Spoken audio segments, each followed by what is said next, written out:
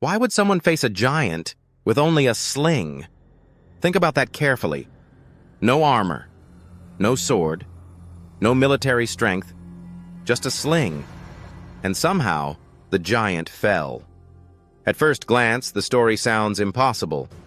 A shepherd boy standing before a trained warrior. One looked powerful, the other looked unqualified. And maybe that is why this story still matters today. Because humans naturally judge strength externally. Size, status, influence, resources, experience. People assume visible power always wins. But the story of David and Goliath challenges that idea completely. Because appearances often mislead people. The giant looked unbeatable, large, experienced, intimidating. Everything about him created fear before the battle even began. And maybe that is the deeper meaning behind giants. Because giants are not always physical. Sometimes giants are emotional, mental, financial, spiritual, fear of failure, fear of rejection, fear of uncertainty. Things that appear larger than people feel capable of overcoming. And when humans face intimidating situations, they often defeat themselves mentally before anything even happens physically. Fear changes perspective. It magnifies problems. It convinces people they are weaker than they really are. And maybe that still happens every day. People constantly underestimate themselves. Not talented enough. Not connected enough. Not experienced enough. Not powerful enough. But this story introduces a different possibility. What if real strength is not always obvious immediately? Now pause for a moment. David refused armor. Why? Because the armor belonged to someone else. It did not fit him. That detail changes the entire meaning of the story. Because people often try to fight battles using methods that do not fit who they are. They imitate others. Compare themselves constantly. Try to become someone else in order to succeed.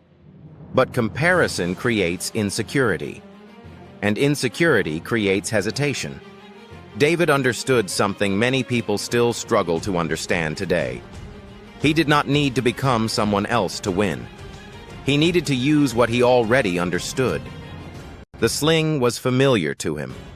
Simple, ordinary, easy to underestimate. Yet, in the right hands, it became powerful. Think about that carefully.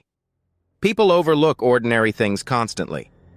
Simple ideas, simple talents, simple opportunities. Because humans naturally associate value with what looks impressive externally. But history repeatedly shows something different.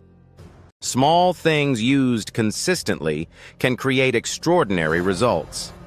And maybe that is one of the deepest lessons hidden inside this story. People often underestimate what they already possess. Creativity, experience, perspective, patience, discipline. Things that may appear ordinary externally, but carry enormous value internally. Now think about another detail most people overlook. David ran toward the giant. Think about that carefully. Most people freeze when facing fear. They avoid difficult situations, avoid difficult conversations, avoid uncertainty.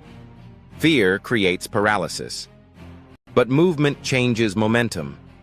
And maybe courage is not the absence of fear. Maybe courage is movement despite fear. That changes the meaning of bravery completely.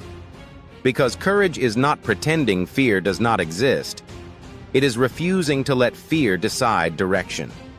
Now think about modern life. People often wait until they feel fully prepared before acting. Fully confident, fully certain, fully fearless. But that moment rarely arrives completely. Growth usually happens during movement, not before it. And perhaps that is another hidden meaning in the story. Confidence often develops through action, not before action. Now think about the giant himself. Everyone focused on his size. But size alone does not guarantee victory.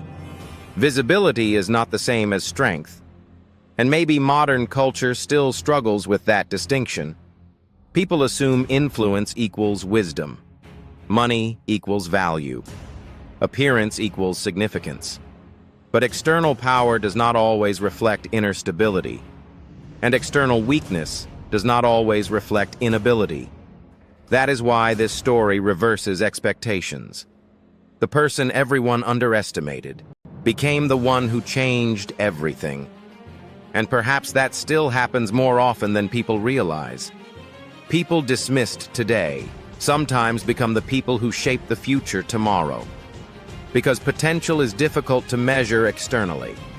Now think about the sling itself. Simple. Ordinary. Nothing impressive to the crowd. Yet it became enough. And maybe that is another lesson people often miss. People delay action while waiting for perfect conditions. Perfect resources. Perfect timing. Perfect opportunities. But many breakthroughs begin with ordinary tools used faithfully. The problem is not always lack of ability. Sometimes the problem is underestimating what is already available. And maybe that is why this story still matters deeply today. Because humans still compare themselves constantly. Still doubt themselves constantly. Still assume they need more before taking action.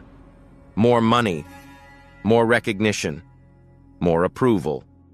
But perhaps the deeper lesson is this. What people already possess may already be enough to begin. So the real question is not, why did David use a sling? The real question is, what abilities, ideas, or strengths are people overlooking inside themselves today, simply because they appear too ordinary? And what might change if people stopped comparing themselves long enough to use what they already have? If this made you think differently, subscribe to Grace Unseen for more hidden biblical truths and deeper meanings behind the stories most people overlook.